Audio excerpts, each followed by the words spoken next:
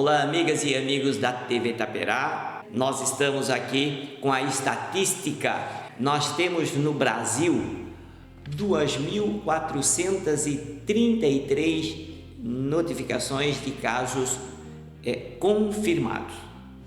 Dessas 2.433 pessoas que têm o teste confirmado, nós já tivemos 57 óbitos. Isso significa uma mortalidade de 2,4%. Só lembrando que o estado de São Paulo, é o estado do Brasil com maior número de casos confirmados. Até ontem nós tivemos 862 casos confirmados, com 48 óbitos. O Rio de Janeiro, 370 casos confirmados e 6 óbitos. Então, a gente vê que no Brasil, o estado de São Paulo é que tem o maior número de casos confirmados e o maior número de óbitos. Só para a gente ter uma ideia, desses 57 óbitos, nós temos um óbito na região norte, especificamente no estado do Amazonas. Na região nordeste, nós temos um caso em Pernambuco. Na região sudeste, 54 óbitos, e na região sul, nós temos um óbito que é no Rio Grande do Sul. Com isso, a gente pode notar que as estatísticas já estão começando a se elevar, e era isso que realmente a gente já estava prevendo. E também todas essas medidas que a população tem visto, nós vamos observar se, desde que quando começamos a quarentena, vamos observar esses próximos 15 dias, e com isso a gente vai ver a estatística futura, para ver o que é que essa quarentena está colaborando para que nós possamos atenuar esses números de casos de contaminação e, logicamente, evitar as complicações decorrentes do coronavírus. Lembrando que o coronavírus não tem tratamento, gente. O coronavírus não tem tratamento. Estão testando aquele medicamento que a gente usa contra a malária, que é a hidroxicloroquina. A hidroxicloroquina, ela está sendo testada a nível hospitalar. Então, somente os médicos é que podem utilizar em pacientes internados, numa duração de 5 dias, e com isso já fazer um estudo para ver se esse medicamento realmente está sendo eficaz através de estudos científicos, e com isso a gente poder divulgar se é ou não indicado para esse caso de coronavírus. Mas as pesquisas estão em curso aí com esses pacientes que estão fazendo uso da hidroxicloroquina. Então, esse medicamento, a cloroquina, ela é utilizada muito na malária, na artrite reumatoide, em lúpus, São doenças que têm relação com a questão imune do organismo. Agora, o importante, é a gente saber o seguinte, os hospitais do Brasil, vão receber os equipamentos de proteção individual, por exemplo, 15 milhões de máscaras que o governo federal já providenciou, mais de 500 respiradores. Mas o grande problema que estamos enfrentando é justamente a questão da logística. Então, o que aconteceu? Algumas medidas foram tomadas de uma forma isolada E agora que se viu que faltou combinar entre os estados e o Ministério da Saúde.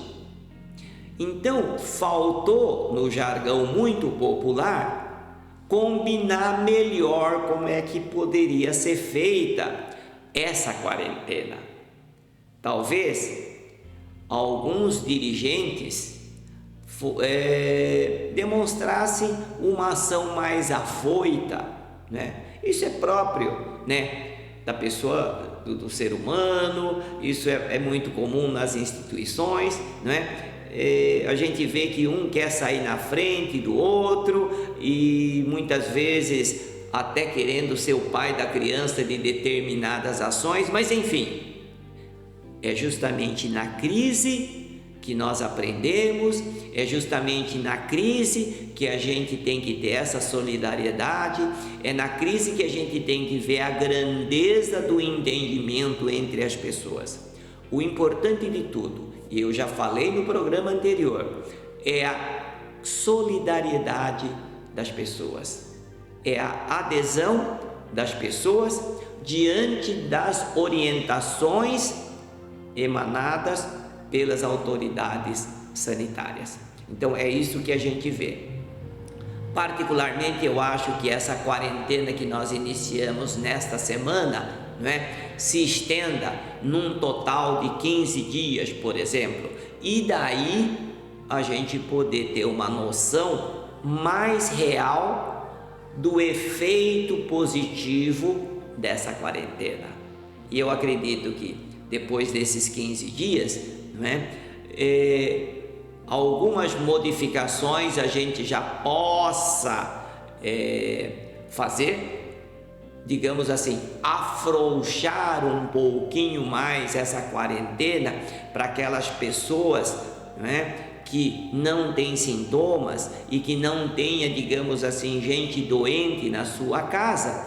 Enfim, são modificações que eu acredito que logo a gente já possa ouvir orientações nesse sentido. Mas a TV Itaperá faz esse alerta no sentido de que precisa haver uma combinação maior para as próximas ações entre o Estado e Federação. Precisa ter uma conversa entre município e Estado. Por quê? Porque nós temos a questão dos materiais. Por que os materiais não chegaram ainda nos municípios? Pelo seguinte: o material do governo federal, ele não vem para o Estado e o Estado distribui para o município. O Estado pede para os municípios. Agora, quem pede ao Estado são os municípios. Então o município solicita ao Estado: olha, eu preciso de tais materiais, e aí o Estado pede para o governo federal e o governo federal envia diretamente ao município. Só que aí tem o problema da logística, não é? Aeroportos fechados, então não dá para trazer com aquela rapidez do avião, né? E para trazer via rodoviária, a gente vai encontrar o quê? Alguns problemas na questão logística, né? Dos trabalhadores, né? Que no ramo de transporte, eles precisam ter toda uma estrutura para viajar, né? Os estados. Então faltou, é isso que eu digo, faltou combinar o Estado com a Federação para que todas essas medidas que partiram do governo estadual, né? Isso estou falando em termos dos estados do Brasil todo, né? Então faltou combinar melhor os estados com o governo federal. Mas o importante de tudo é que o empenho, a solidariedade, vou dizer aqui, dos caminhoneiros, daquelas pessoas que ficam viajando o Brasil todo para levar os insumos necessários, tanto em termos de medicamento, como os equipamentos de proteção individual e também de mantimentos, né? A gente deve muito, muito, muito a essa classe dos caminhoneiros. Então a TV Itaperá também não pode deixar de enaltecer, né, este trabalho solidário dessa categoria. E é por isso que nós gostamos de frisar: na crise é que nós aprendemos. E nessas lições do dia a dia que a gente vai aprendendo, nós temos que melhorar a sintonia entre todas as esferas do governo e fazer com que as ações sejam conjuntas, as ações tenham um consenso municipal com o estadual e o federal. Consenso, minha gente, não significa que está certo. Consenso significa o seguinte: olha, concordamos todos nós com as ações, mas isso não significa que essas ações sejam as ações corretas. E é por isso que é justamente na crise é que nós aprendemos e nós precisamos fazer a lição de casa, não é? Para que, oxalá, nós não tenhamos mais nada futuramente, mas numa eventualidade de novas crises, a gente poder tirar o ensinamento necessário para que as ações sejam muito bem entrosadas e com isso a gente fazer com que a população tenha a maior proteção possível dentro da estrutura necessária que o Brasil possa oferecer. Mas ressaltamos a solidariedade de todos os setores, né? E também da população, aderindo às orientações das autoridades. A população está fazendo a lição de casa direitinho. E é justamente a respeito desse avanço do coronavírus que o governo, né, antecipou a vacinação contra a gripe. Agora, vocês vejam que a vacinação contra a gripe começou no dia 23. Em um dia, 2 dias, já as vacinas em grande parte dos municípios, o estoque acabou. Agora, o estoque acabou e a população reclamando porque a vacina não veio. Agora, nesse aspecto, gente, nós, população, nós temos uma culpa muito grande. Como é feita a campanha de vacinação? A campanha de vacinação, ela é programada 1 ano antes. O número de vacinas que cada município recebe, ela é baseada na estatística do ano passado. Então, o ano passado, o pessoal não queria nem saber de vacinar contra a gripe. Tinha o quê? Tinha sempre aquele grupo de pessoas que defendem ou defendiam, eu não sei, não é? As ações contra a vacinação. Então, um grupo que faz propaganda para não vacinar.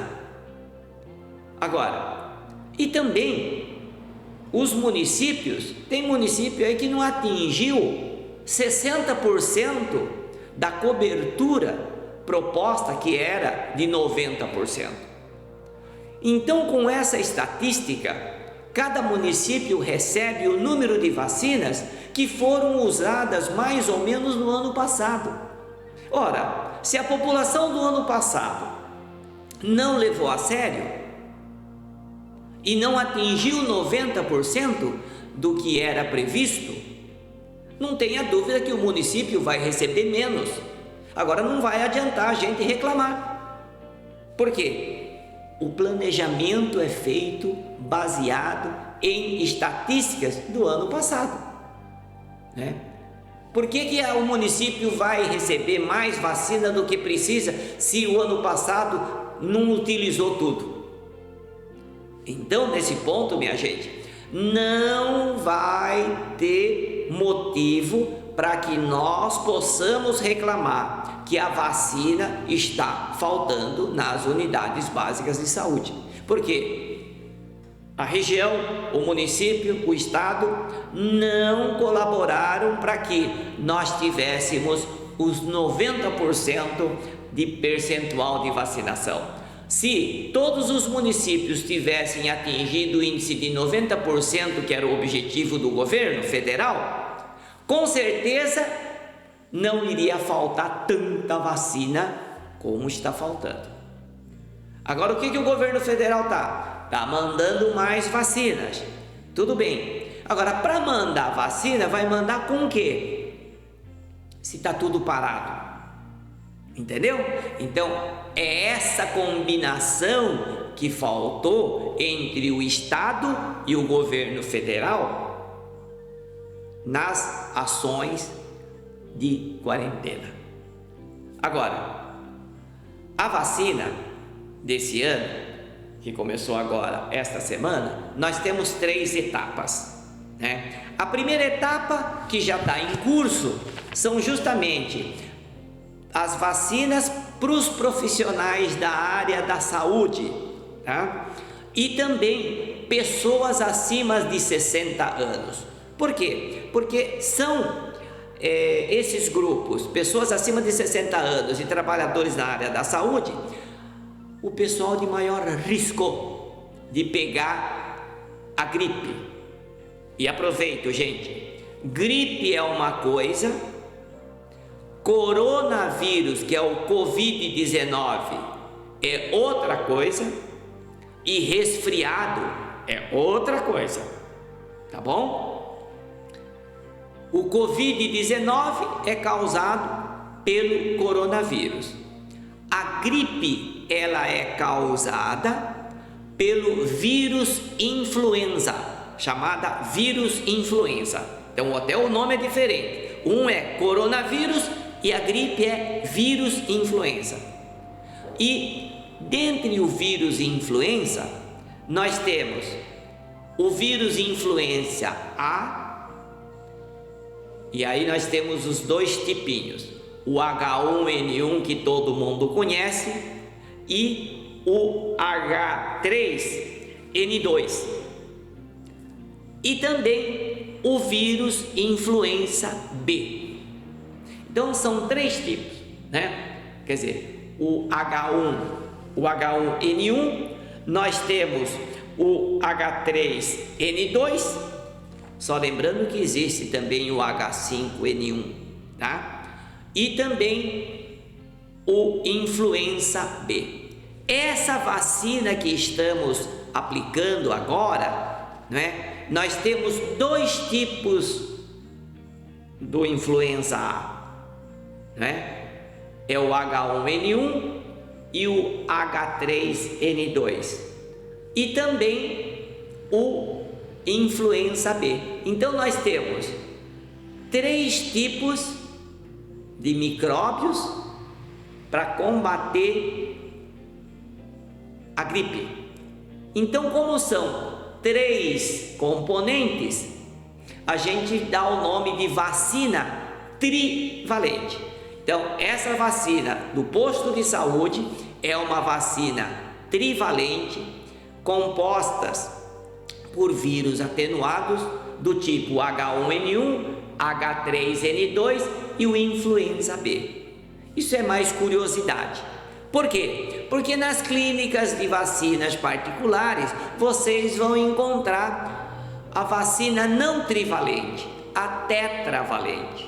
Agora, a composição dessa vacina trivalente que o governo está oferecendo para a população, ela é baseada em estatísticas de doenças do ano passado. Então, no ano passado, a gente teve a maior incidência de gripe causada justamente por esses tipos, causada pelo H1N1, causada pelo H3N2 e também pelo vírus influenza B. Então, tudo isso, gente, é baseado em estatísticas e em estudos do ano passado. É por isso que é bem planejado, tá? Agora, quem quiser fazer particular, tetravalente, vai fazer, tudo bem, tá? Mas o importante é que essa vacina trivalente é baseada na estatística do que aconteceu o ano passado. E tem que ser desse jeito mesmo, tá? Agora, essa primeira etapa, como eu falei, vai até o dia 15 de abril, tá? Agora, a segunda etapa vai do dia 16 de abril até o dia 8 de maio. Então, nessa segunda etapa, quem é que vai receber a vacina? Aqueles doentes crônicos, os professores e os profissionais de segurança e salvamento. Por último, na terceira etapa, vai pegar no período de 9 de maio a 22 de maio, né? Aí vão entrar o quê?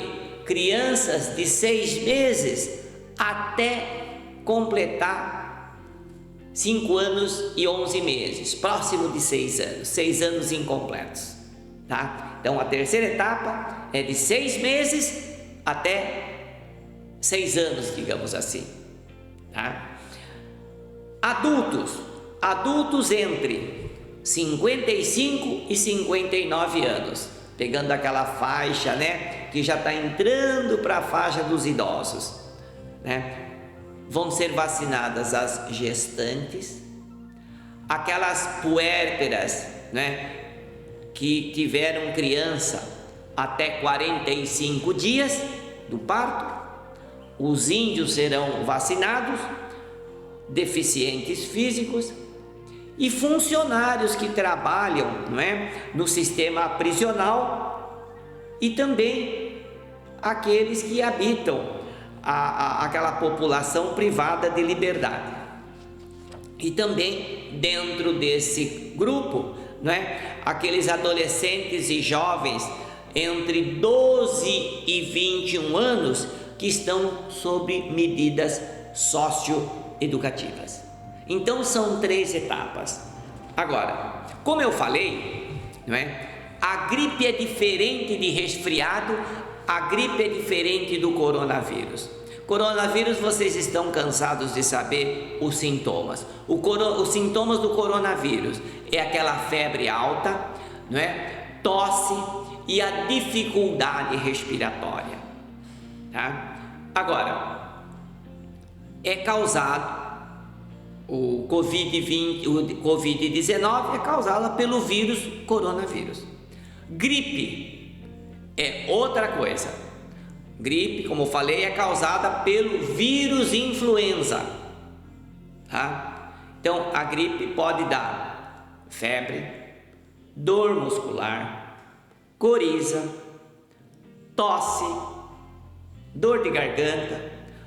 Veja, os sintomas, elas se assemelham. Os sintomas, eles se assemelham. Agora, só para vocês terem uma ideia, em 2019, a gripe matou 1.122 pessoas.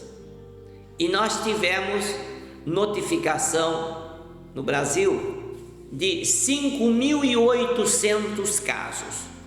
Então, 2019, quase 6.000 casos e quase 1.100 mortes. Dá um percentual de mortalidade aí de 5,2%. Enquanto que o coronavírus, por enquanto, dá um percentual de mortalidade metade disso, 2,4%. Tá? Então, só para a gente notar como é que a estatística é importante para a gente começar a projetar e fazer a programação de todo o processo que a gente precisa para passar essa fase. Tá? Agora, E o resfriado é causado por quem? O resfriado são sintomas mais leves, febre mais baixa, o corpo não fica tão quebrado, digamos assim, como acontece na gripe, né? Coriza um pouquinho, a tosse não intensa, né? E para a gente ter as complicações do resfriado, as complicações são pequenas. Agora a gripe não. A gripe dá complicação bem maior, né? Pneumonias, broncopneumonias, né? Então, isso aí, os sintomas, como eu falei, da gripe são muito mais intensos. Agora, do resfriado, não. Agora, quem é que causa o resfriado? Outros vírus. Por exemplo, o principal e o mais temido é o vírus sincicial respiratório, é o VSR. Esse vírus, quando pega a criança, principalmente menos de 2 anos, são esses micróbios, o vírus sincicial respiratório, que causa o maior número de casos de agravamento nas crianças, levando a bronquiolite e a broncopneumonia. Então, por isso que a gente sempre teme também o resfriado. E além do vírus sincicial respiratório, nós temos aí, por exemplo, o rinovírus. Talvez vocês poucos ouviram falar do tal do rinovírus, né? Tem o adenovírus, quer dizer, é uma série de outros vírus que causam o resfriado. A vírus influenza, a gripe, e o coronavírus, o Covid-19. Então, minha gente, o que nós temos que fazer é o seguinte, né? Todos esses sintomas, vocês podem ver que uma se assemelha à outra.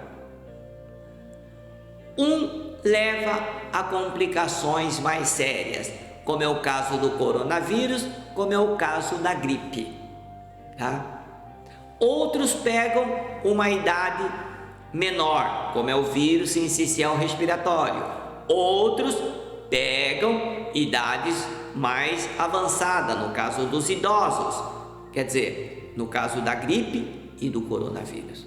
O importante, gente, é o seguinte, é que, eu já falei aqui, não é porque nós estamos atravessando a pandemia do coronavírus que nós precisamos, não é, adotar aquelas medidas de higiene. Isso é sempre. Não é porque agora estamos na fase do coronavírus que a gente vai falar, olha, precisamos lavar as mãos com frequência, nós precisamos passar álcool gel, se não tiver água e sabonete, entenderam? Isso é sempre, né? Evitar tossir ou espirrar diretamente de uma pessoa para outra, sempre colocar um anteparo, tá certo? Por exemplo, um lenço, né? Evitar aglomeração. Então tem muita gente falando, gente, que a aglomeração não tem nada a ver. Tem sim. Você que tem criança na escola, você que tem a sua criança que começou na creche, veja quantas ocasiões eles ficaram doentes, comparando na época que eles estavam na sua casa. É só juntar com outras pessoas que as pessoas pegam o vírus.